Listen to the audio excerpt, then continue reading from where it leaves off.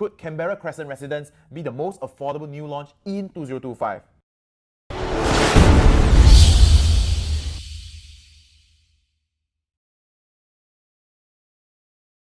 Hi everyone, welcome to another series of our real estate investment analysis. So today we have Anne with me once again, right? What are we going to be focusing on? I would say it could be the project of 2025. What am I talking about? I'm actually referring to Canberra Crescent Residences. So this has been done by our KYA real estate investment team. Once again, if you're new to the channel, first and foremost, if you have any questions, you can scan the QR code below. Any questions pertaining to this project, you can always drop us a DM, drop us a message. We'll be more than happy to get back to you. The question is, could Canberra Crescent Residences be the most affordable new launch in 2025? This is one of the most burning questions. And is it worth to buy or just another OCR project?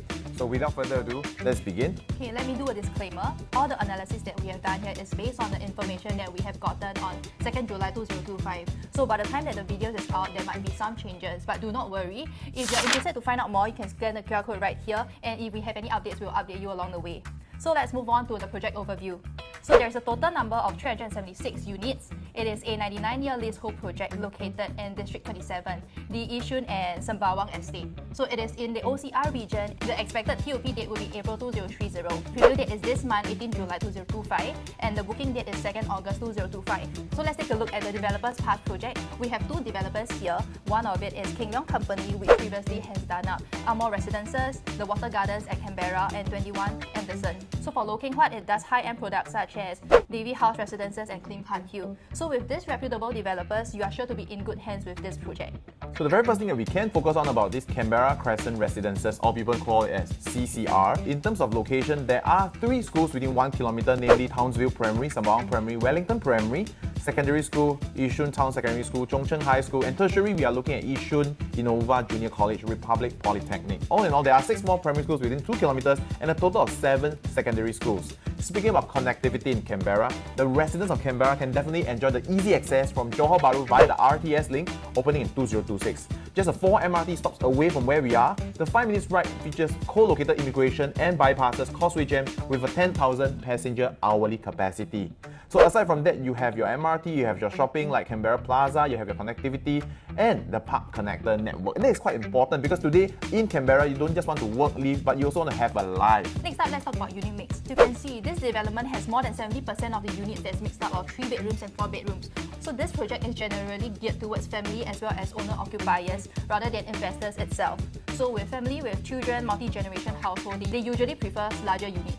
So with the higher proportion of family-sized homes, this would also mean the development would feel more residential as well as community-driven. So with the total number of units being 376, there is actually 382 residential car parks. This would mean that it is a 1-to-1 ratio. So definitely, like what Anne mentioned, this project itself is more towards family and more towards own stay purposes. So if you're not familiar with Canberra, I would say before Tengah, this is the newest township that we are looking at. So moving on, the project overview in terms of facing. What are we looking at? So block placement strategy is very important because as we mentioned on other analysis video, different blocks, different facing, different level would also mean different profit at the end. So as we take a look, Canberra Crescent has 12 floors, so there are a few main facing. The very first one we are looking at is the premium scenic view. What are we looking at? The large greenery, the heritage black and white houses, that is the first one. The second one we're looking at would be the exclusive view. Right now it is a green field. Basically, there's nothing there. In the future, you are looking at educational institution, which generally means that, in terms of how high they're going to be, there will also be certain restriction. Wouldn't be too high. Next one will be another exclusive view, which also will be upcoming use for educational purposes. So that's pretty much for the 3 different views. If you're looking to get a unit in Canberra Crescent, our advice is that to get an unblocked view for the heritage black and white houses or education sites where the government will be looking to build schools in the future, you should be looking at least a minimum of 5th or 6th floor onwards. Then that is much better. So if you take a look at the site plan, I would like to bring your attention to block 51. The question will be, could this block itself be too near to the grand arrival? So first and foremost, block 51 is south facing. So in terms of level 2, you are about 4.5 meters in terms of the height from the first floor level. Next, it is actually above the driveway canopy and approximately 9.5 meters away from the drop-off canopy. So there is actually a very clear segregation from the Grand Carnival and there should be no disturbance from the car headlights. The question is, some people may feel that driveway facing may not necessarily appreciate as good, may not have as much of a good capital appreciation as those probably garden facing or pool facing, but it all depends on the entry. If the developer is smart enough to price this at a right price, you could essentially be looking at the same amount of profit or potentially even more than those that are paying for a premium in terms of garden facing or pool facing. So the price matters. So as we all know, this project is focused more on family, kids as well as lifestyle. But how?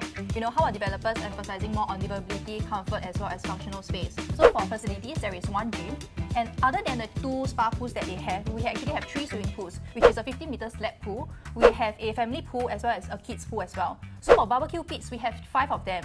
3 of them is located at the Sky Garden at Block 55 and 57, and 2 of it is a poolside barbecue pit at Canberra Club. Even though we don't have a tennis court, we do have a mini golf course, which I feel that is really not bad as well. So I think one of the very important things is that you should know where the barbecue pit is located at which block, as you mentioned. So if let's say you're someone that prefers privacy, you don't want people to probably be using your particular lift or whatsoever so often, then maybe you need to be very selective on which block, which stack are you selecting. Moving on will be the other facilities. So we have the childcare centre that is within the development at Block 51. We also have the Canberra Club, which is a private clubhouse that offers exclusive lifestyle facilities. So we have the kids club hut, we have the water slide, we have the pool as well as the forest playground, etc. So as you can see, Canberra Crescent Residences is dedicated and focused on lifestyle for family, especially with young kids. Enough of what is on the ground, let's talk about what's above us. So we are looking at a 100-meter sky garden at Block 55 and 57 with 3 barbecue pits, 2 spa pools, yoga decks and lookout points. So basically you can imagine overseeing the entire Canberra area. I believe you will have a 360 view that you're looking at. So aside from that, the Sky Garden facilities include reading corner, couple spa pool, family spa pool, sunset yoga deck 1 and 2, the Sky Lounge, the lookout point, the gourmet pavilion, the culinary pavilion, the barbecue pavilion and the Sky Lawn. I would say basically this is just very homely. If you're someone that has future planning to start a family and you are worried that I might be getting a place that is not so child friendly or family friendly, then I can say that this is the right asset that you want to hold. So let's dive right into a 2-bedroom compact unit, which is 53 square meter.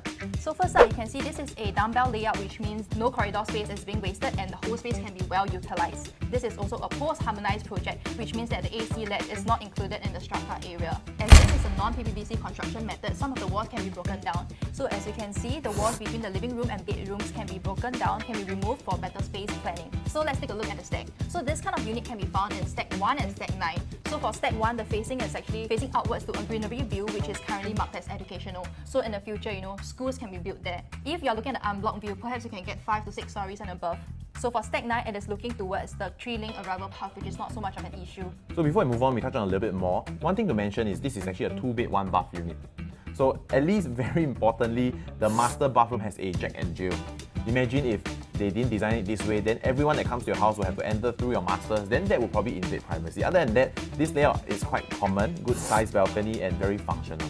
Moving on to the 3-bedroom compact, which is a 74 square meters, 797 square feet. Is it really very small or is it really very functional? Let's see. Let's dive a little bit deeper. So this 3-bedroom compact, you can see it from Stack 5, 13, 21, 28. So there are different 3-bedder layouts. You have your traditional as well as your dumbbell layout. We will talk about the dumbbell layout. So at this point in time, if let's say you have any questions or you have any particular layout that you want us to compare to, so same thing, you guys know the drill. Scan the QR code below, drop us a DM, drop us a message. We'll be more than happy to analyze that particular stack, that particular layout just for you.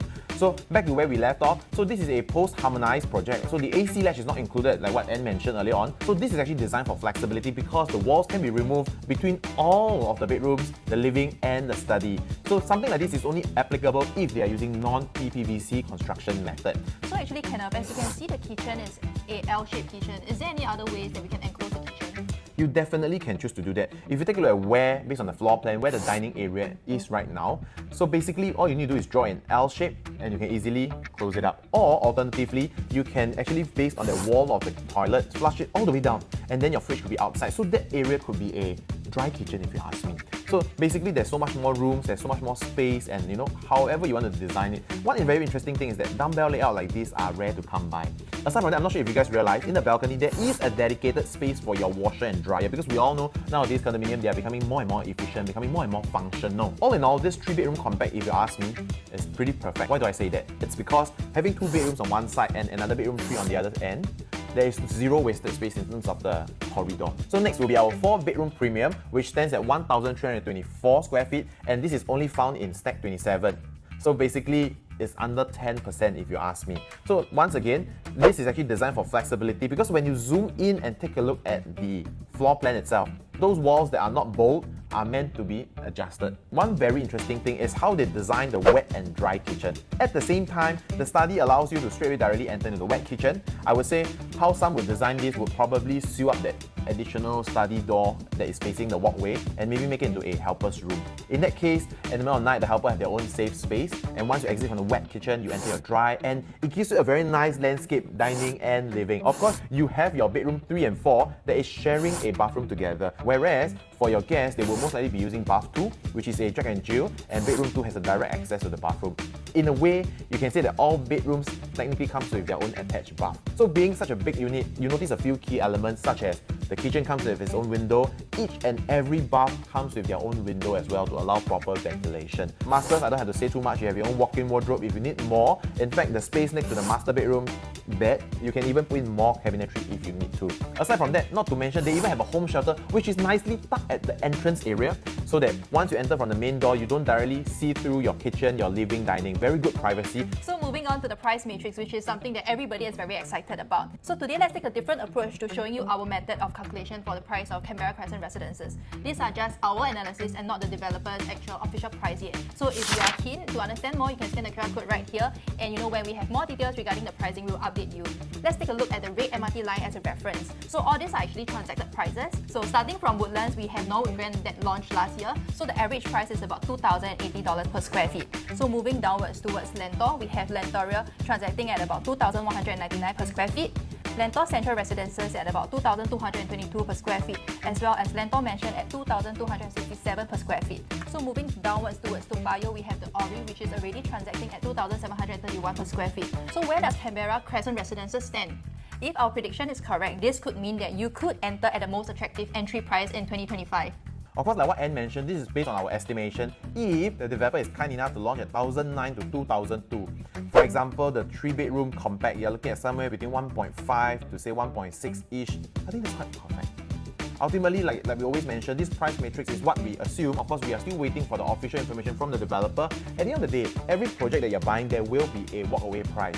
Be it you're buying for own stay, be it you're buying for investment, or in fact, the newest term we call home investment, to stay as well as to invest at the same time, then you guys have to be very, very careful. So if let's say you are serious in investing, you have probably MOP and you're thinking about making the right choice, then this step is very important. You have already made the right choice by getting a BTO, and congratulations to you that you have finally made MOP and just nice Canberra Crescent Residence launch. As what Kenneth have mentioned earlier, surrounding Canberra Crescent Residences, we have approximately 6,900 HDB units that have recently MOP within the last 3 to 5 years. So Canberra Vista alone will be seeing 1,467 units reaching MOP in 2029. So when they are looking to upgrade in the future with kids starting around the area, our CCR is the newest kid in the block, which would mean that if they want something new, we'll be the top priority list. So let's take a look at the nearby new launch projects for comparison. Let's take a look at the Water Gardens at Canberra first. It TOP in 2025, which is this year. It is also a 99-year leasehold project. So during its launch in 2021, 60% of the units is actually sold in day one, so this is not bad. For current transacted prices, the average PSF is about 1,700-ish, while the highest go all the way up to 1,833. So the owners here have done fairly well as well. Over just 3 years, they have made a profit of about 4 to 6%. So moving on to the Commodore, it TOP in 2024. It is also a 99-year leasehold project. So on launch day itself, it also sold 74% of the units, which is even better. The current transacted prices range about 1.7 to the highest going all the way up to 1.9. So for profit-wise, it's even better. Owners gain about 5 to 6% returns over the 3 years. You may think that this area might be a little bit far, a little bit inconvenient. However, with projects being sold on day one with 60% and 74%, this actually shows that there are buyers and groups of people that's very receptive around this region. So one more thing to highlight is for the Water Gardens as well as the Commodore, they are all lower rise developments with the highest going up to level 5. So if you are somebody that is looking at a higher floor unit with unblocked views, maybe CCR is a better choice for you. So here comes the exit strategy. Same thing as how we always talk about, there will be 3 points that we will highlight. So to ride the upgrade wave from Canberra to CCR. In case you're not familiar, or if any of you that have come across this video and you happen to be living in Canberra, honestly, I have watched the prices of the 4-room HDB rise like faster than rocket. The reason why when they cash out, CCR will be the next project that they are getting ready for. Of course, don't be worried. Doesn't mean that, at this point in time when you just see this video, and will I be too late? Trust me, it will never be too late. There is still opportunity for you. Next thing will be the cross-border convenience. If you talk about somewhere new, somewhere that is rather convenient yet not in Woodlands, a new township, you're looking at Canberra.